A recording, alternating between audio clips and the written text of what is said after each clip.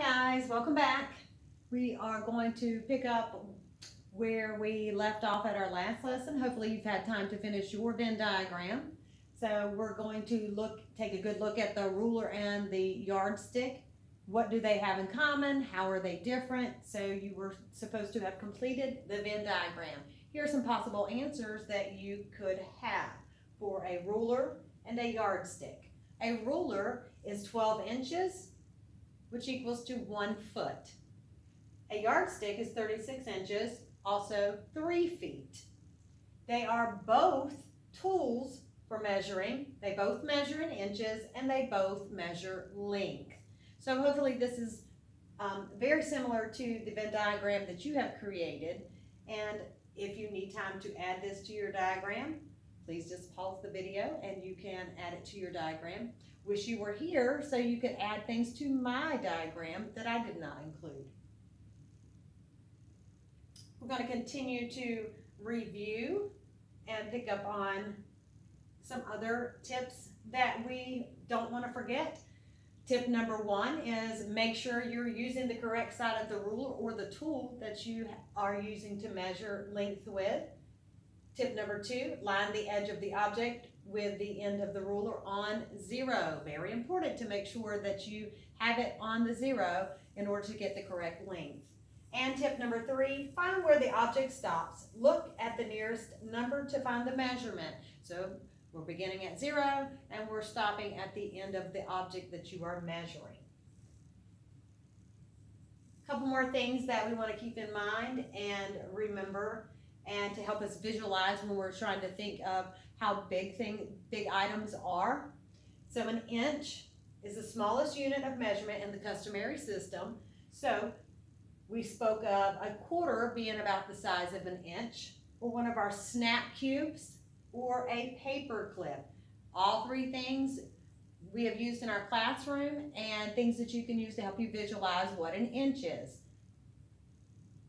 For a foot, 12 inches, the size of our rulers, we can remember and try to visualize a notebook, your mom's foot, or a football. And for a yard, which is 36 inches, 3 feet, so that would be 3 rulers long, you could think of the height of a chair or the distance from your chin to the end of your fingertip. From here all the way to the end of your fingertip would be about a yard.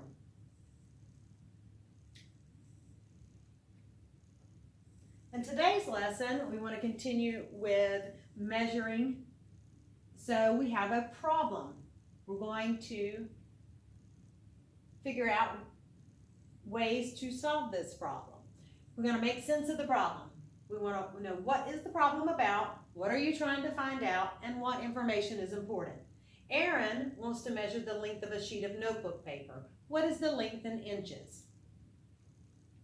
The problem is about measuring a sheet of notebook paper. We're trying to find out the length it is in inches. So the important information is we're measuring a piece of notebook paper and it's going to be in inches. Solve and support your thinking. So I want you to solve the problem, record your process, and then try another way to solve the problem.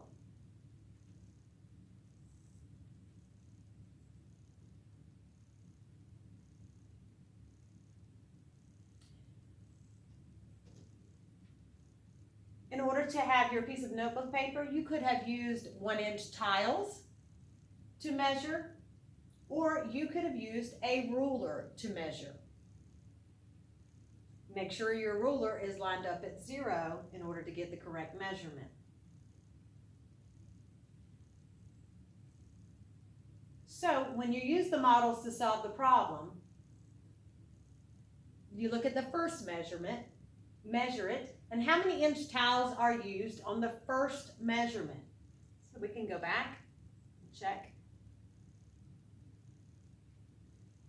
We have 1, 2, 3, 4, 5, 6, 7, 8, 9, 10, 11. So we used 1-inch tiles to measure the length of the paper. Look at the second measurement. What is the length of the paper? So the second measurement. You can use a ruler to find the length and line up the edge of the paper with 0 on the ruler. So we have a ruler and we've measured and it goes to 11 inches. Same as the 1-inch tiles. 11 1-inch tiles, and then we go to 11 inches on a ruler. Do you think it is easier to measure with tiles or a ruler?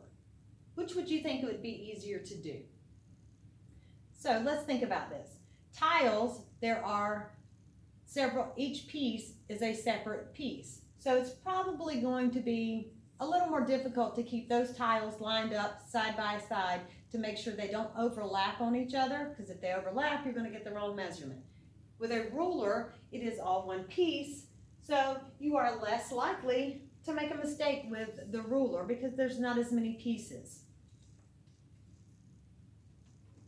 Then, would the length of the paper be the same if you measured it using a yardstick?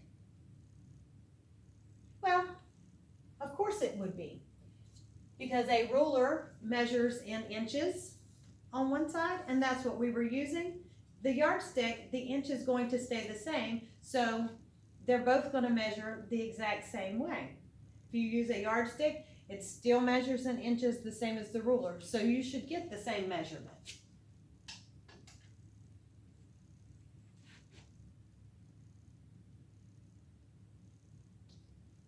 We have our next.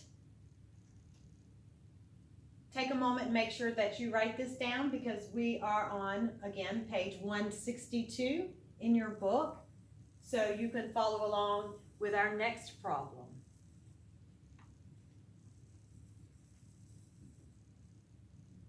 I think. This is a lot like class. Technology doesn't want to work with us.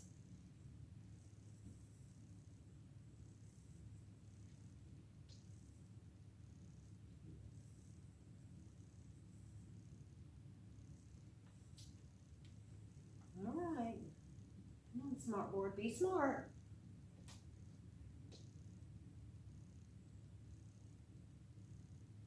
Well, I guess we're having a little bit of technical difficulties, so just bear with me. See if I pull it back up again, will it come back up? There we go. It is just like class.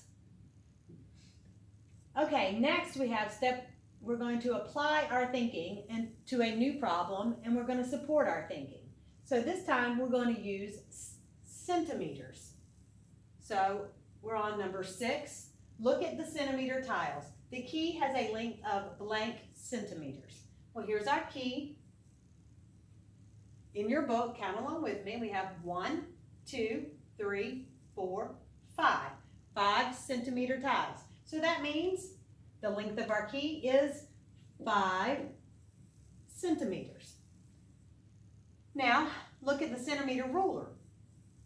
The key has a length of blank centimeters. Well, on our ruler, when we measure, it has 1, 2, 3, 4, 5. We were careful to make sure we lined up our key on 0, and it ends at 5.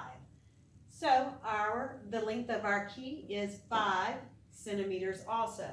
So if you use centimeter cubes, or if you use the centimeter side of your ruler, it should be exactly the same.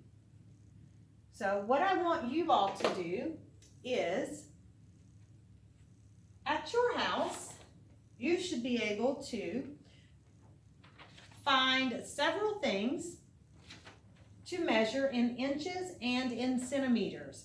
So I want you to find 9 objects in your house that you can measure with the ruler that we have provided.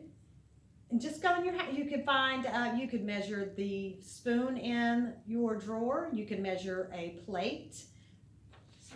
You could measure your pencil. You could measure a box of crayons. If you have a glue stick, all things that you can put on your recording sheet. So your assignment is to measure in inches and centimeters, 9 different items. And we will see you next time.